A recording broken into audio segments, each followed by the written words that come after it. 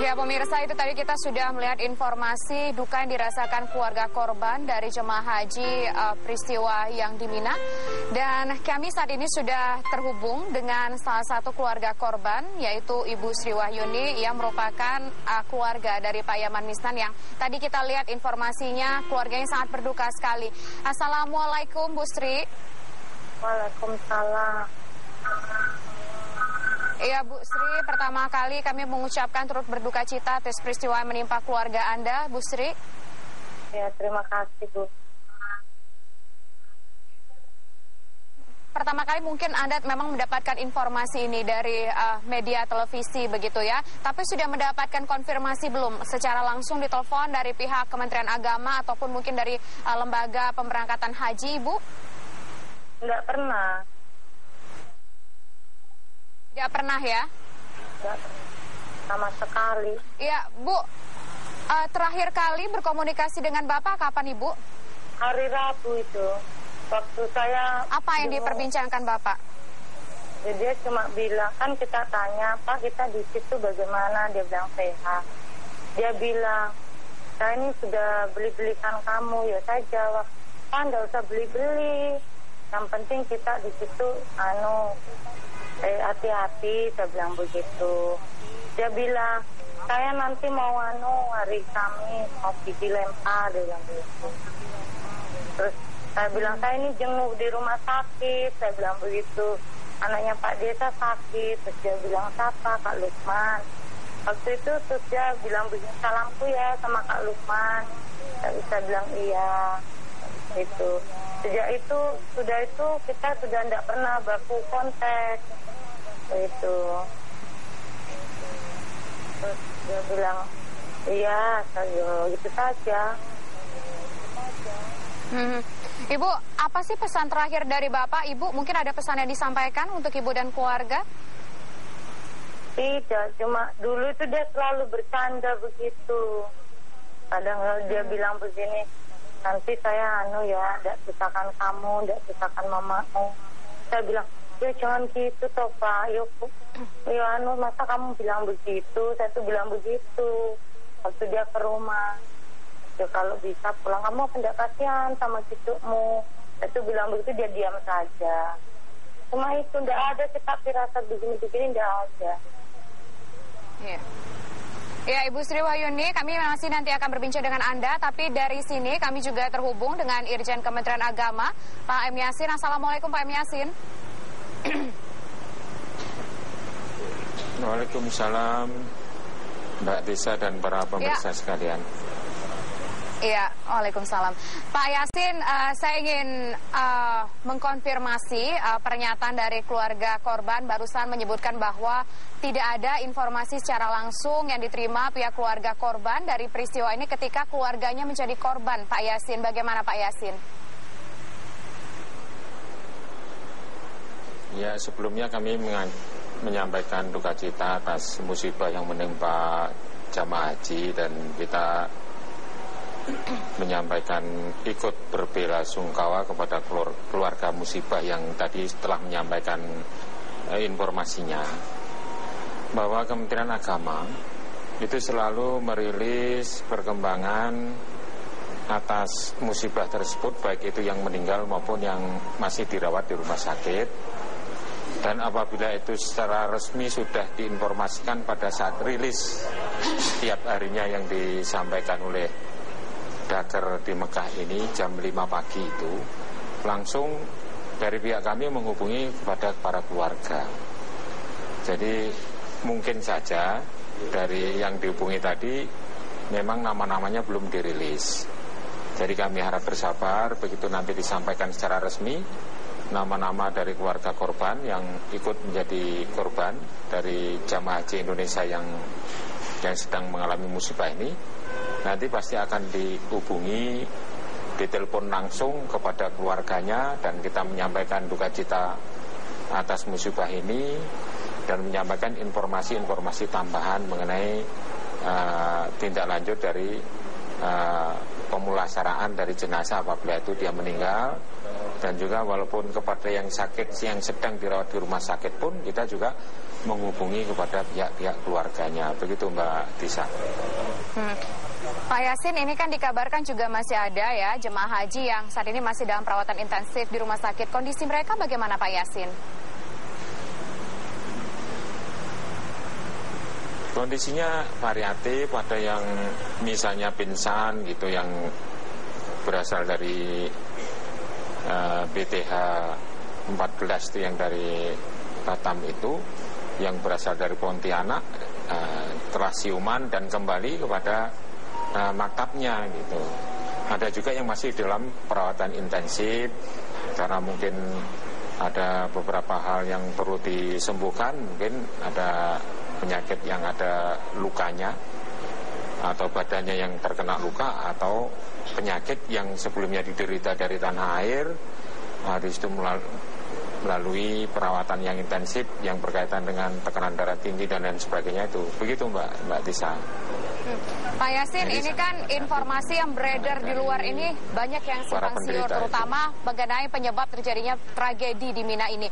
Pihak dari Kementerian Agama Republik Indonesia sendiri sudah mendapatkan informasi secara pasti sebetulnya apa yang menyebabkan peristiwa ini. Karena ada yang menyebutkan sebetulnya lokasi terjadinya tragedi ini bukanlah jalur yang seharusnya dilewati oleh jemaah Indonesia, Pak Yasin. Iya betul, jadi kami menghimpun informasi dari berbagai pihak, dari Kementerian Haji di Arab Saudi, dari keamanan di Arab Saudi, di Madani, kemudian dari saksi yang melihat secara langsung dari kejadian itu, yaitu para jamaah kita yang sekarang masih hidup dan melihat langsung dari peristiwa itu. Memang itu sangat padat arus pada pagi itu, tanggal 10 Zulhijjah itu hari Kamis yang lalu itu. Jam yang ideal untuk melempar jumroh itu adalah jam 8 sampai jam 10. Nah, itu menjadi katakanlah yang diidolakan atau yang diimpikan setiap negara untuk melempar pada jam-jam itu. Sedangkan pemerintah Indonesia sudah berulang kali kita sampaikan bahwa telah menghimbau agar jam 8 sampai 10 tanggal 10 Zulhijjah hari Kamis itu untuk tidak melakukan lempar jumroh karena padatnya mobilitas arus daripada jamaah haji itu di banyak negara itu yang menuju ke tempat jamarot. Nah, saksi mata yang tadi baru saya tanya itu, bagaimana peristiwa itu? Ya, peristiwa itu berhenti barisannya atau rombongannya karena ada di persimpangan pertigaan. Nah, di situ ada jamaah yang diduga berasal dari Afrika itu yang melintas lebih dulu, kemudian berhenti sejenak, tapi yang di belakang mendorong terus gitu. Jadi tidak terhindarkan musibah itu terjadi.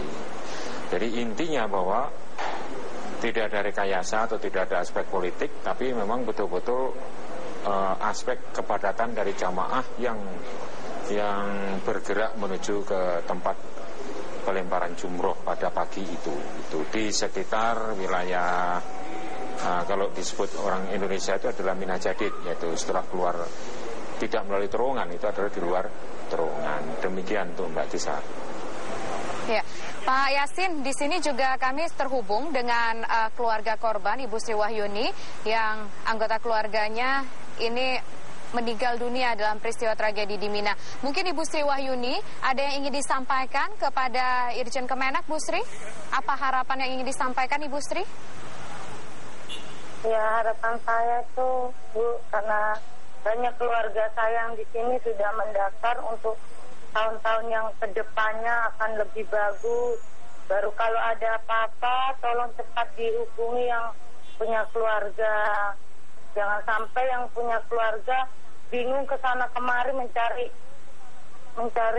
sendiri begitu. Sampai-sampai ya, saya Ibu Sri. Iya, kenapa Ibu? Sampai-sampai saya tuh Bu cari itu nomor untuk hubungi yang ketua di atas itu sekitar jam 11 malam itu di daerah Aribang sana, jauh dari rumah.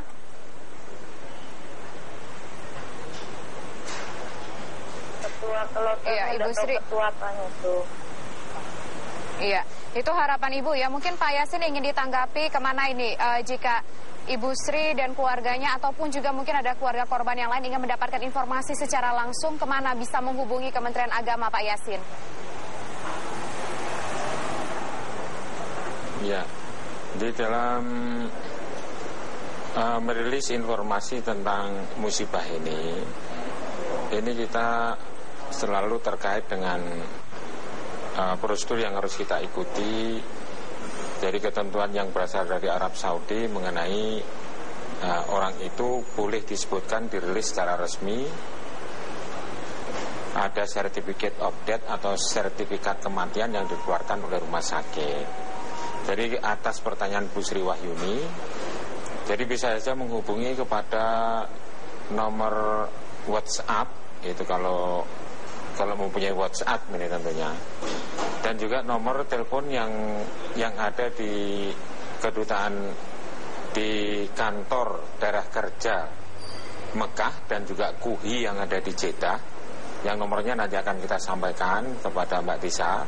Jadi saya tidak hafal betul untuk mengingat nomor itu setelah ini, sehingga bisa baik itu melalui WhatsApp atau SMS maupun nomor telepon yang ada di kantor urusan haji di Jeddah, itu akan bisa merespon kepada para jamaah. Dan tentunya setelah ada rilis kematian sebagaimana yang saya sampaikan tadi,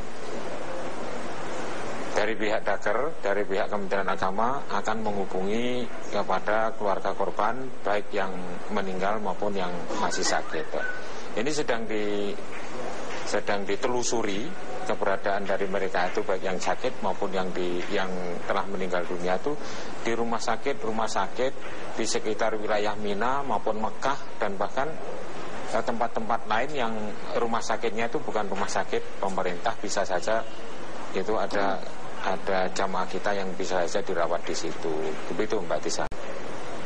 Ya, Pak Yasin, terakhir singkat saja apa himbauan dari Kementerian Agama untuk keluarga korban dan juga untuk jemaah haji yang akan pulang ini dalam waktu dekat ini, Pak Yasin? Iya, kepada keluarga korban terutama kami menyampaikan duka cita, dan di samping itu mengimbau untuk bersabar sejenak, karena rilis untuk pemberitaan kepada yang sakit maupun yang meninggal itu harus melalui suatu penyampaian secara resmi, yaitu rilis dari daerah kerja Kementerian Agama di Mekah setiap jam 5 pagi. Dan setiap jam 5 pagi pasti akan berbeda informasinya dari apa yang disampaikan di hari sebelumnya. Nah, ini harap bersabar, dan insya Allah itu pasti akan diinformasikan kepada keluarga korban. Kepada yang mau pulang, ini kita harapkan agar bawaannya jangan terlalu banyak, karena kalau terlalu banyak nanti akan delay dan ada pembongkaran tas-tas di bandara. Itu kita harus bersama-sama untuk bekerja sama dalam kelancaran pemulangan jamaah haji yang kemungkinan akan dilaksanakan pada hari Senin. Hari Senin depan itu tanggal berapa itu? Hari Senin depan ini. Dan biasanya jamaah haji itu membawa jam-jam dan barang-barang yang dibeli di Mekah ini, dan apabila itu overweight maka diminta untuk ditinggal, dan jam-jam tidak boleh dimasukkan di dalam tas. Dan ini harap dipahami bersama, dan dari pihak pesawat akan memberikan jam-jam dengan ketentuan yang diatur di dalam penerbangan, itu 5 liter atau 10 liter nanti akan diumumkan berikutnya. Begitu Mbak Tisa. Baik, terima kasih Pak Yasin atas informasinya, dan juga sebelumnya ada Ibu Sri Wahyuni. Kami turut berduka atas peristiwa